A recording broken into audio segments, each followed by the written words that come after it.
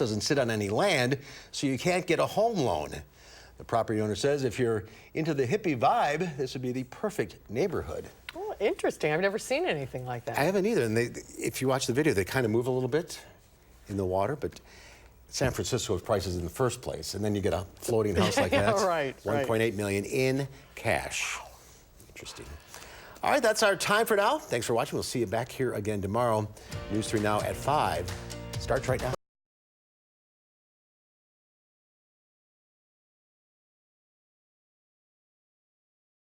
A revoked license. How is she still on the roads? With Illinois' recent legalization of recreational marijuana, police on the state line say they're worried about an increase in crime. From the Channel3000.com Alert Center, this is News 3 Now at 5. And thanks for staying with News 3 Now. A story we posted online yesterday raised a lot of questions for us and for a lot of you as well. The story was about the Baraboo woman who was just issued her 39th citation for driving with a revoked license. The main question, how is she still allowed to be on the roads? News 3's Jamie Perez went to the Sauk County Sheriff's Office to get some of your questions answered. We had just about as many questions as you did into Jeannie and Lyons and why she's still on the road. So we looked a bit into her history. And we found multiple pages of her involvement in the Wisconsin court system, many of these having to do with her operating a vehicle without a license. There are several other listed on here dealing with minor traffic violations, but we still had a lot of unanswered questions. So we went to the Sauk County Sheriff's Department to get some of those answers. Sauk County Chief Deputy Jeff Spencer pulled over Jeannie Lyons Friday after she sped past him going more than 100 miles an hour on Highway 12. She was very cooperative. She handed me an ID card and told me that her driver's license had been revoked, and she told me that she had over $8,000 in fines that she couldn't pay, but she had to continue to drive. Lyons has a long history of violating traffic laws. Originally revoked for operating while intoxicated, going back 12 years. The question we are all wondering is, how is she still on the roads? Well, all of the charges of her operating without a license is not a criminal offense and only results in money penalty. According to her history, she's paid off a lot of her fines, but still has a long list to go. Many of the other charges were dismissed. Spencer says as long as she doesn't make a greater offense and continues to pay her fines, even if it's slowly, there's nothing they can really do. If it stays in the civil side and they don't pay their fines, all they do is suspend their driver's license even longer, and they continue to drive, and there's no incentive for them to get their driver's license back. There's nothing holding them accountable to not drive. The other question we had is, how is she getting access to a car each time? The vehicle belonged to her mother, so her mother gives her access to the vehicle to drive. Her mother could be cited for knowingly allowing an unlicensed person to drive. I have not followed up with that at this time. In the meantime, Lyons could still be on the roads. Is now going to be referred to the district attorney's office for criminal charges. And Sauk County says they will keep doing their job of issuing citations because that's all they can do. I wish I had the answer of what we could do, but it's difficult. We did reach out to the district attorney, who says that Jeannie Lyons has been referred to them several times. The most recent one was in 2017 for failing to appear in jail, but they would not comment as to why she has not faced criminal charges as of yet. In downtown Baraboo, I'm Jamie Perez, News 3 Now.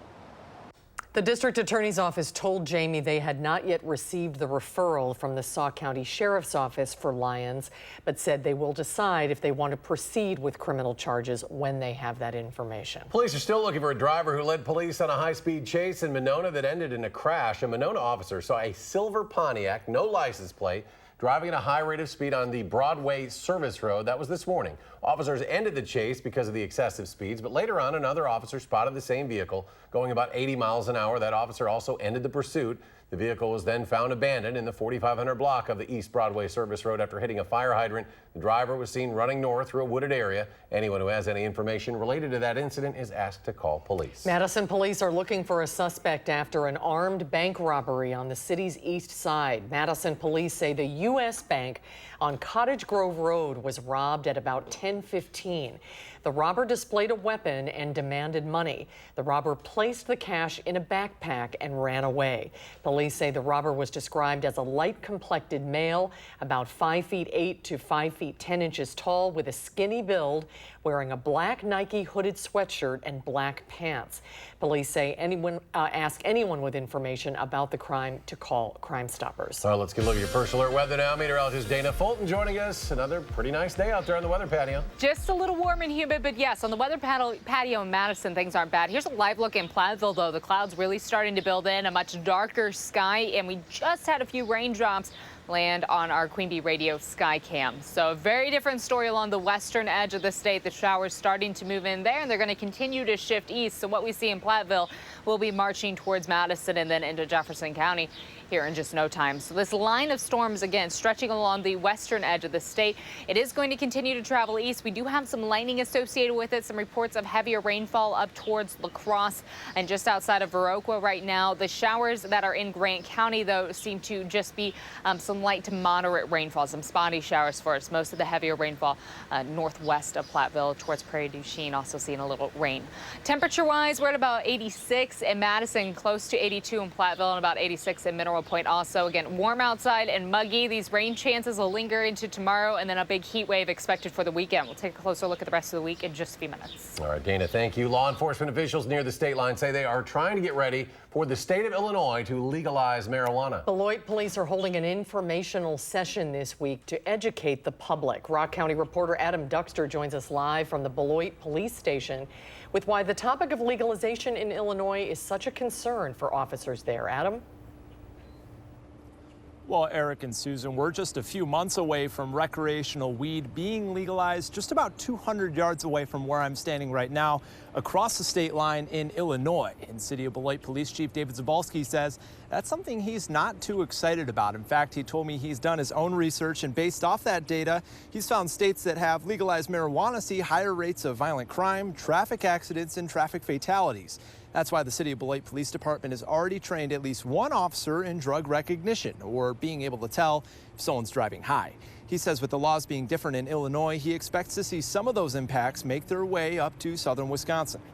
My initial reaction is one of concern, because we are in such close proximity to Illinois. It probably will be difficult for people to remember that when they leave the state of Illinois, the marijuana that they're smoking there is illegal in Wisconsin.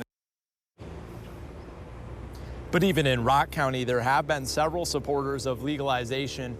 Just last fall, a Rock County board supervisor actually did a poll as a part of the November election to see if people would be in favor of legalization were to come to a referendum. He says he's seen overwhelming support. You'll hear from him, as well as more from Chief Zabalski, coming up tonight at 6. We will see you then. Adam Duxter reporting live. Thanks, Adam. A driver who followed a girl walking home on Madison's west side this morning left after the girl's father came to confront him. Madison police say the girl was walking home from the pool in the Hill Farms area just before 9 when she noticed a newer black Subaru was following her. The girl was able to quickly find her father, who attempted to make contact with that driver, described as a middle-aged white man with brown hair wearing a baseball cap. The Subaru driver immediately left the area. Governor Tony Evers has signed a bill designed to make it easier for patients to get needed prescription drugs. It stops insurance companies from forcing patients to try cheaper alternatives first. And our Amanda Quintana joins us with more on what all this means. Amanda. Yes, well, that is called step therapy, when insurance companies make a patient try cheaper treatment options before paying for more expensive ones a doctor originally prescribed. Although insurers argue step therapy is a reasonable way to keep costs in check, when signing the bill in Janesville today, Evers said this bill is all about protecting patients who want to be exempt from that process. This bill places some of the control back into the hands of healthcare providers and patients to decide the best drug treatment regimen for their medical condition. The bill establishes a clear appeal process, letting patients bypass step therapy. Evers says he will continue to fight to make sure that everyone has access to care without a barrier or a burden. About 24 other states have adopted similar guidelines to make it easier for patients to get their exemptions. Amanda Quintana reporting. Amanda, thank you. Thank you, Amanda. Wisconsin Republicans are proposing a constitutional amendment that would prevent the governor from using partial veto powers to increase spending in any bills. The move comes after Democratic Governor Tony Evers used his partial veto powers last week to increase funding for K-12 schools by $65 million in the state budget. Republicans say Governor Evers abused his powers. The governor's spokeswoman said in an email the amendment is a temper tantrum in response to him using his partial veto authority to bring the budget closer to what people wanted. In more local news, construction on University Avenue is wrapping up later than predicted after wet weather pushed that project back. Middleton city officials say the project will officially wrap up next Wednesday, July 17th. Construction between Park and Cayuga Streets on University Avenue, a joint effort there between the city of Middleton and Dane County. One of the main reasons for that construction is to add left turn lanes at Parmenter Street and University Avenue. The goal of this project really was to add those dedicated left turns, put in traffic signals to make that both easier and safer for motorists and through vehicles that don't then have a left turning vehicle in their way. And city officials say the business community there along University will celebrate the end of construction by having special events on the 18th, including music in the street in the afternoon. And a major music festival is coming to Wisconsin. Whiskey River, take my life. I don't let her memory torture me. This is the annual Farm Aid Festival coming to Alpine Valley on Saturday, September 21st. The festival organized by some of the biggest names in music. You heard Willie Nelson there. Also Neil Young, John Mellencamp, and Dave Matthews. It raises money for family farms across America. Farm Aid organizers are focusing on Wisconsin this year after the dairy state lost nearly 700 dairy farms. That was last year alone. Tickets for the festival go on sale on Friday at 10 a.m. We have a link for more information at channel3000.com. Tomorrow marks the one-year anniversary of the deadly explosion that rocked Sun Prairie. We'll have continuing coverage on how Sun Prairie has grown stronger following the downtown explosion. We'll have live coverage on all News 3 Now shows, including what's next for downtown, the recovery process for the community, and first responders, and how Fire Captain Corey Barr is being remembered, and much more. And there is more to come on News 3 Now at 5. Up next, how Canadian wildfires are affecting air quality for us here in southern Wisconsin. And next hour on News 3 Now at 6, a year after the downtown Sun Prairie explosion, we're looking into new legislation aiming to clarify who is responsible for calling Diggers Hotline. Now before the break, quick check of Wall Street. The Dow loses more than 22 points today, but the NASDAQ jumps 43. The S&P added almost 4. And we'll be right back.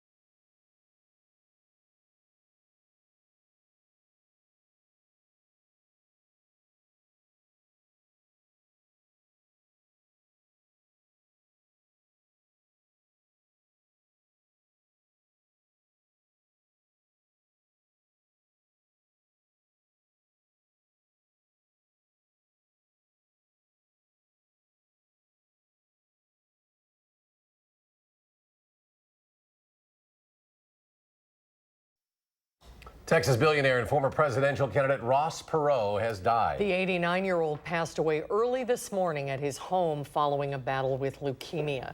Perot grew up in the Depression era. He served in the Navy and then became a top salesman for IBM. He later founded Electronic Data Systems and sold the computer services company in 1984, earning billions. Perot got into the 1992 presidential race. He drew 19% of the vote, the largest percentage ever for a third-party candidate, and ran again in 1996. An investigation is underway in Puerto Rico after an Indiana toddler fell to her death on a cruise ship. 18-month-old Chloe Wiegand fell 11 stories from a window in the kids' play area on the Royal Caribbean ship. Police in Puerto Rico initially said her grandfather, Salvatore Anello, was holding her out of a window at the time, but the family attorney says that is not exactly how it happened. He thinks it's all glass. There's a wood railing right there. He puts her up on there thinking that she's going to bang on the glass and it's going to be great.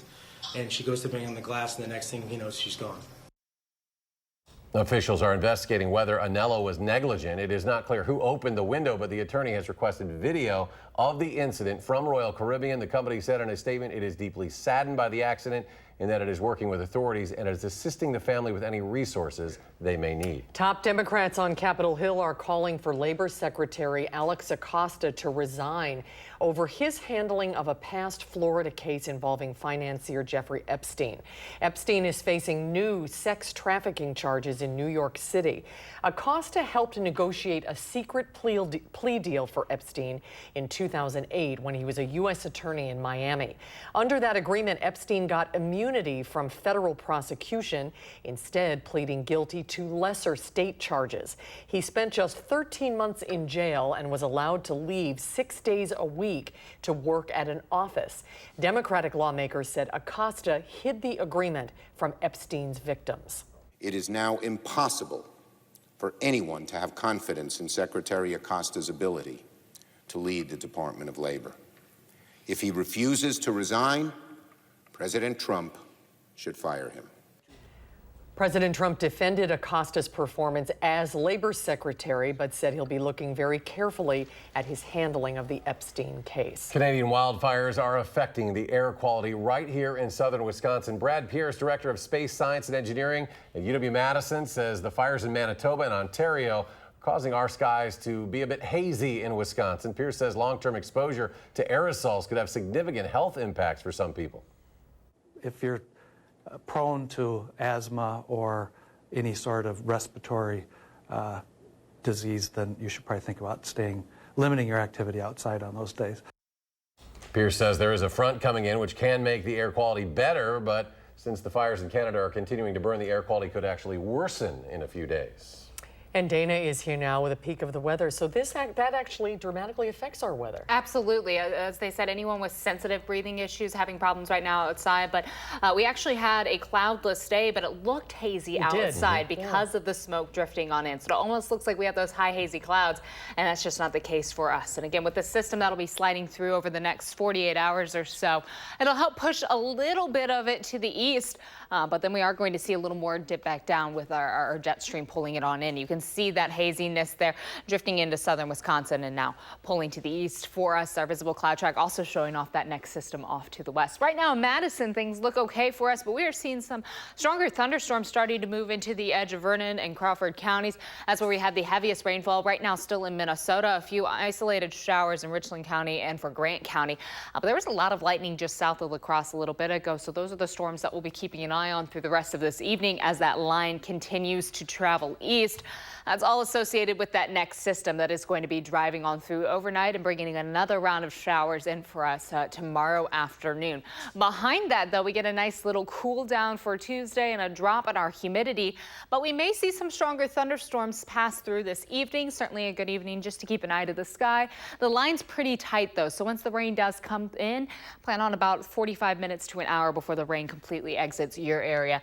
And then overnight, that chance for showers will linger, but the next round will really be coming through for Wednesday afternoon. Right now it's about 86 in Madison, a warm afternoon and a humid afternoon. Our dew points are close to 60 in the low 70s around Platteville, though. These shower chances again lingering into Wednesday with another opportunity to see some stronger thunderstorms popping up Wednesday afternoon and evening during the heat of the day. Behind the showers Thursday, though, looks wonderful. We're looking at a partly sunny sky and a drop in that humidity. Slight chance for severe weather tomorrow, really stretching east of Madison, and then a marginal risk stretching just to the west of Madison. The concern with those thunderstorm chances in the afternoon, since it is going to be so hot outside, anything that does pop up does have the potential to have a little more lift, be a little more unstable. So we could see some stronger wind gusts and heavier rainfall at times. So we'll be keeping a close eye on the radar tomorrow afternoon as those storm chances build in. The good news, though, overnight and through tomorrow as the system crosses, it's not going to be a major rain accumulation event.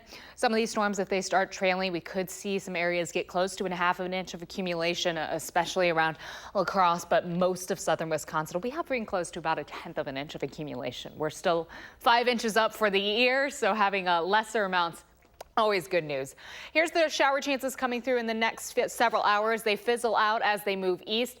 By early Wednesday morning, our skies will actually be partly sunny through the day. And then in the afternoon, strong westerly flow, a few more clouds building on in. Not a great chance for some thunderstorms, but it's something we'll keep an eye on because anything that does pop up could be a little stronger. And then by Thursday, we're looking at that sunshine coming on back in for us. Overnight lows in the upper 60s, very muggy outside, cloudy. And again, that chance for a few isolated showers and thunderstorms tomorrow. Another warm day, very muggy in the afternoon as our dew points will be high yet again. We'll be in the mid 80s for our afternoon highs for Wednesday. Thursday, we get a little bit of a drop, and then heading into the weekend, it's going to spark off quite a heat wave for us. We've had alert days stretching all through next week. The concern there, of course, temperatures will be close to 90. Heat index readings, though, will be in the upper 90s almost every day. So it'll be something, a good week to stay very, very hydrated. And we'll be keeping a close eye on those storm chances each day as well. Right now, I do want to take a look at traffic of what's going on our roadways. Here's the Beltline red at Todd Drive. Both east and westbound, unfortunately, seem to be going just a little slower than usual as a lot of folks are hopping on the roadways. If we look at the big picture currently, we don't see any major delays outside of the Beltline, and thankfully no accidents to report right now. So the congestion just due to folks on the road. On the eastbound side, those speeds down to about 20 miles per hour. From Janesville to the Beltline, it will take you 26 minutes, 16 minutes from Sauk City to Middleton. And to drive from Sun Prairie to downtown, a little longer than usual, will be about 22 minutes this evening. That's a quick look at traffic. All right, thanks, Dana. Ahead on News 3 Now at 5, a threat assessment from the Secret Service. What a new report says communities can do to prevent the next mass attack.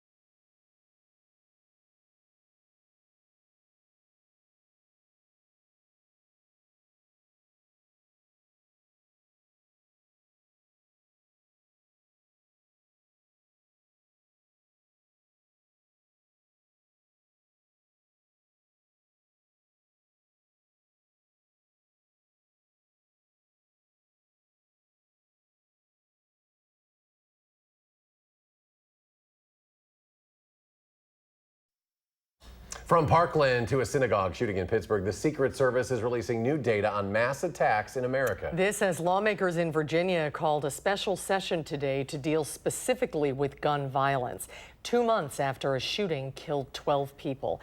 Nicole Killian is in Alexandria, Virginia, with more. The Secret Service National Threat Assessment Center, known as NTAC, released its findings on mass attacks around the country last year. Out of 27 attacks, half were motivated by a grievance related to a domestic situation, workplace, or other personal issue. Firearms were used in 24 of the attacks. Only 6 attacks were ended by law enforcement. Is that concerning that only a small percentage were actually ended by law enforcement? What I can tell you that active shooter drills and, response drills are very important. We want to be able to identify these individuals before they even show up at a site. NTAC Director Dr. Lena Alathari also points out a majority of attackers elicited concern from family and community members before carrying out violence. Communities need those resources, and they need the training to be able not to only recognize the behavior, but what to do to follow up on that assessment. The report comes as lawmakers here in the state of Virginia met for a special session to address gun violence following a recent mass shooting in Virginia Beach. It's been nearly 2 months since an employee gunned down 12 co-workers at the city's municipal building. Democratic Governor Ralph Northam called lawmakers back to take up a series of gun control measures, including universal background checks and a ban on assault rifles. When a tragedy hits this close to home, it is so much more real than you can imagine. But the General Assembly adjourned without taking action. The governor said in a statement, it is shameful and disappointing that Republicans in the General Assembly refuse to do their jobs and take immediate action to save lives. Nicole Killian, CBS News, Alexandria, Virginia. The report also showed 93% of attackers are male with an average age of 37. The National Threat Assessment Center is currently working on a study dealing specifically with school shootings. And stay with us. We'll have a final check of your forecast when we return.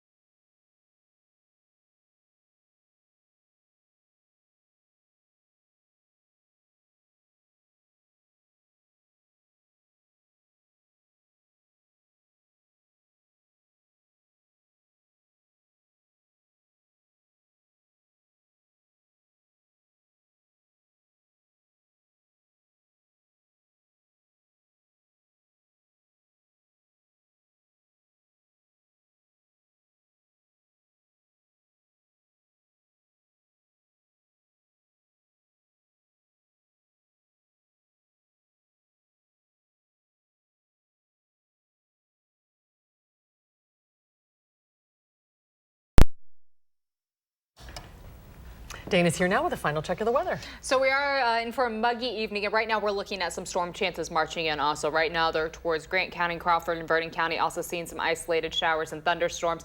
There's going to be another chance for some showers and thunderstorms tomorrow afternoon. Another warm and humid day in the mid-80s for afternoon highs. We get a bit of a break in the heat on Thursday, drops back a little bit. It's not going to be as humid, still sunny though. And then notice a nice trend there heading into next week. We've added alert days into every day next week. The concern, of course, how hot it's going to be outside. With the humidity factored in, it's going to feel in the upper 90s for every day next week, starting on Sunday. So we'll be keeping a close eye on those temperatures and dew points next week. More updates in 30 minutes on News 3 Now at 6. Stay tuned for the CBS Evening News.